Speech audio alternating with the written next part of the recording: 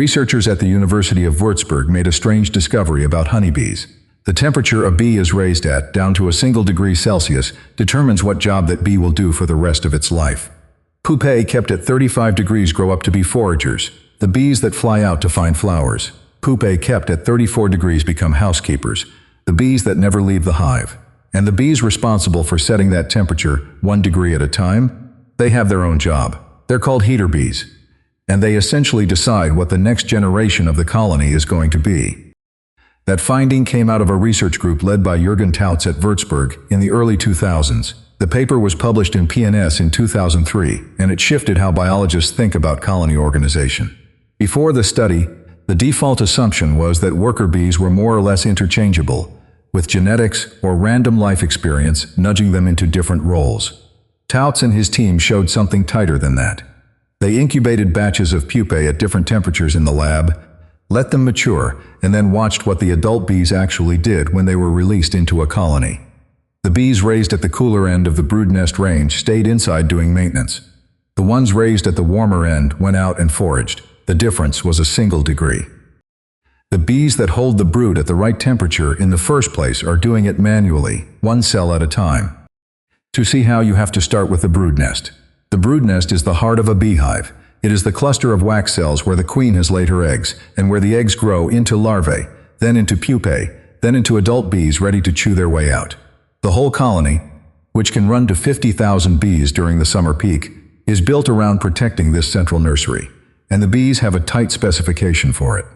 The temperature has to stay between roughly 34 and 35 degrees Celsius. Drift too far below and the developing bees come out malformed or die. Drift too far above and the same thing happens at the other end. The colony does not have a thermostat, it has staff. The staff includes a specialized subset of workers called heater bees. According to observations from researchers like Tautz at Würzburg and field beekeeping accounts collected over decades, heater bees climb into empty cells inside the brood nest and use their bodies as living radiators. They detach the gears that normally link their flight muscles to their wings. Then they fire those muscles at high frequency without moving the wings at all. It is the same machinery used for flight, redirected into pure heat production. A heater bee can push the temperature of its thorax up to 44 degrees Celsius, which is hot enough that you could feel it if you held one in your hand, and which is nearly 10 degrees warmer than an ordinary bee at rest. Sitting inside an empty cell, that one heater bee transmits warmth into the wax walls, and from there into the surrounding cells where pupae are sealed in and developing. The cell the heater bee occupies acts like an oven brick, and because the bee can move from one empty cell to another, the entire grid of brood becomes a steerable heating system. Beekeepers using thermal imaging have photographed this directly.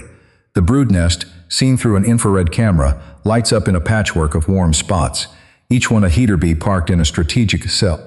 The Würzburg finding folds back on itself here. The heater bees set the temperature. The temperature decides what the pupa it is warming will grow up to be. A heater bee that nudges a particular cell to 35 degrees has just produced a future forager. A heater bee that holds a different cell at 34 has produced a future housekeeper. Colonisting is on a real sense that casting its own workforce, one cell at a time, by deciding where in the narrow band of brood temperature each individual is raised. Heater bees are only half the temperature system. The other half kicks in when the problem flips and the hive gets too hot. On a 35-degree summer day, a beehive in direct sun would quickly cook itself if the colony did not intervene. The brood temperature only has a few degrees of tolerance, and ambient heat from the outside can push the inside of an untended hive well past 40. What the colony does instead, according to thermoregulation studies published in journals like PLOS ONE and PMC, is run a two-stage cooling system that any HVAC engineer would recognize. The first stage is forced air. A group of bees positions itself at the hive entrance and at internal passageways, then fans its wings hard, pumping outside air through the colony in a steady current.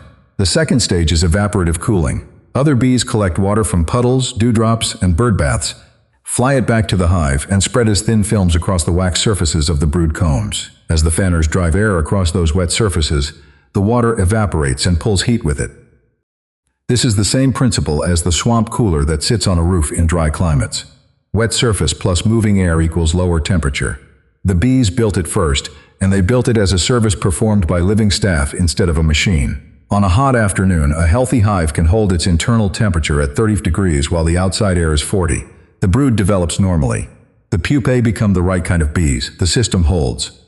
That holding is the part that is hard to appreciate from the outside.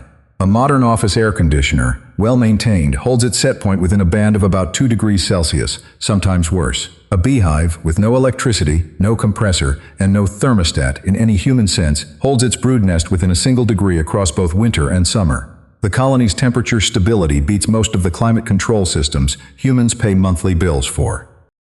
If you are enjoying this little colony as much as I am, hit subscribe. More stories like this on the channel every week. Winter is where the system gets even stranger. When outside temperatures drop toward freezing, the bees stop trying to heat the whole hive and instead form what beekeepers call the winter cluster. The cluster is a roughly spherical ball of tens of thousands of bees pressed tightly together, with the queen and any remaining brood near the center. According to reviews summarized at Honeybee Suite and in the PMC literature on bee thermoregulation, the center of the cluster sits between 34 and 35 degrees, the same range as a summer brood nest. The outer shell sits much cooler, sometimes only a few degrees above freezing, with the surface bees pressed body to body to form a living layer of insulation. The shell bees on the outside of the cluster are running cold. Their muscles slow down, they go nearly motionless, and they act as the colony's coat. The interior bees, meanwhile, are doing the metabolic work. They eat honey, which the colony stockpiled all summer, and they burn the sugar through flight muscle shivering mechanism the heater bees use in the brood nest. The combustion of honey is the entire source of the cluster's warmth. A strong colony will burn through tens of kilograms of honey over a winter, just to keep the center warm enough. What keeps any individual bee from freezing on the shell is the rotation. The cluster does not have a fixed crust and a fixed core. Bees move. Cold outer shell bees crawl inward toward the warm interior to refuel and recover. Warm interior bees migrate outward to take a shift on the shell. The roles are continuously swapped across the duration of the winter. Nobody is left in the cold position long enough to be killed by it, and nobody hoards the heat-rich center position at the expense of the rest. The cluster is, in effect, a moving body of bees that takes turns being insulation. This is not coordinated by a leader. There is no bee in the middle calling out shift changes. The rotation emerges from local rules. A bee that is cooling down toward warmer neighbors, a bee that is overheating moves toward cooler ones. Apply that simple behavior across 50,000 individuals, and the cluster as a whole self-regulates. The honey gets metabolized at a steady rate, the heat moves outward in a controlled gradient, and the queen at the center stays warm enough to survive until spring. Stack the pieces together. A colony that holds its brood at 34 to 35 degrees with living heater bees in summer cells. A cooling system that runs on fanners and evaporated water on hot days. A winter cluster that rotates its shell to share the cold among everyone. And a developmental rule, discovered at Würzburg, that ties the exact temperature each pupa is raised at to the job that bee will hold for life. The colony is not just keeping itself alive at temperature. It is using temperature as a control surface, deciding what its own future workforce will look like by tuning the dial 1 degree at a time. The Würzburg result is what makes this hit differently than other examples of animal climate control. Most thermoregulating animals are managing their own bodies. The beehive is managing the bodies of the bees it is about to make. Whatever job the colony needs more of in a given season, the heater bees can produce by adjusting which cells get held at the forager temperature and which get held at the housekeeper temperature. The colony tunes its own labor force the way a factory tunes its production line, except the factory and the workforce and the thermostat are all the same swarm of 50,000 insects. Beehives have been studied for centuries. The thermal precision of a healthy colony has been measured with sensors for decades.